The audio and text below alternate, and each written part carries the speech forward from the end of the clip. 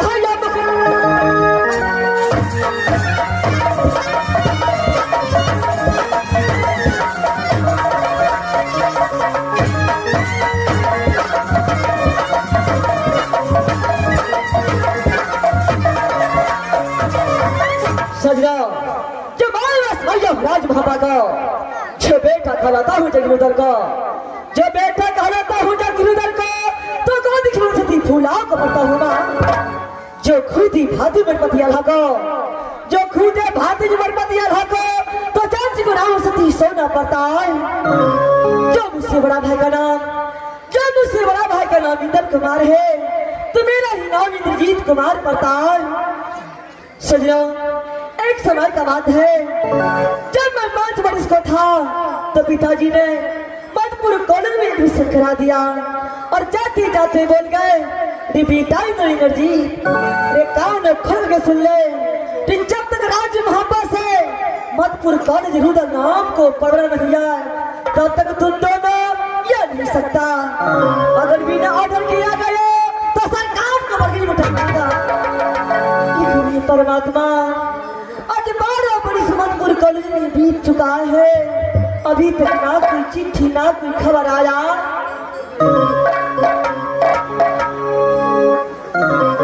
ठीक है, मैं यहाँ से अपने भैया को पास चलता हूँ, आगे जो होगा देखा जाएगा।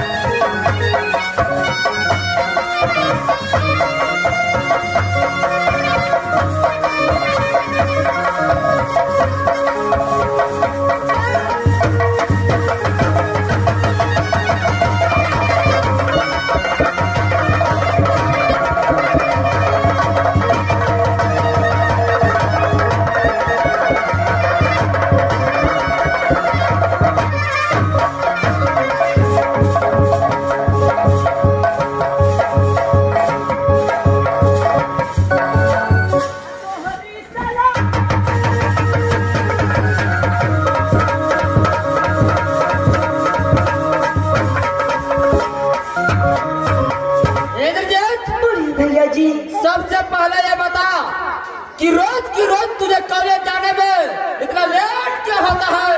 भैया जी, जब समय पर दिन उठता है तो गंगा जी में स्नान करके बाबा इंद्र माँ दुर्गा का पूजा करता हूँ, उसके बाद मधुपुर कॉलेज की चढ़ाई करता हूँ। स्टॉप हो जाए। क्या ये इंद्र कुमार बाबा इंद्र और माँ दुर्गा को पूजा नहीं करता, फिर इंद्र कुमार का लड़का नहीं होता है? भैया जी, आज मुझे क्षमा कर दीजिए, आज तारीख से ऐसा नहीं हो। इंद्रजीत, भैया जी, तू मेरा छोटा भाई है, इसलिए आज मैं तुझे माफ कर देता हूँ। आज तारीख से खराब भी नहीं होना चाहिए। इंद्रजीत ठीक है भैया जी। इंद्रजीत, मधुपुर कॉलेज को बहुत लेट हो चुका है, यहाँ से दोनों भाई मधुपुर कॉलेज चलो पढ़ने के लिए। भैया जी, आज मुझे पढ़ने लिखने में दिल नहीं लगता है भैया जी। इंद्रजीत, आखिर कारण क्या है जो आज मुझे पढ़ने लिखने में दिल नहीं लगता है? भैया जी, मुझे माँ और पिता की बहुत याद आता है, मुझे एक रात की छुट्टी दो, मैं अपनी माँ और पिता से मिल गया।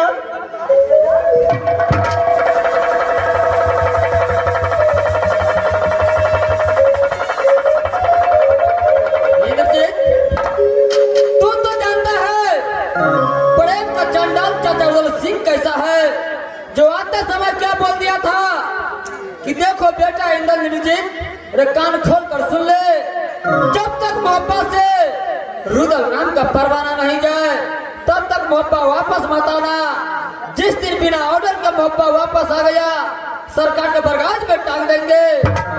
तुझे कैसे छुट्टी दे सकता है इंद्रजीत? हम भैया क्या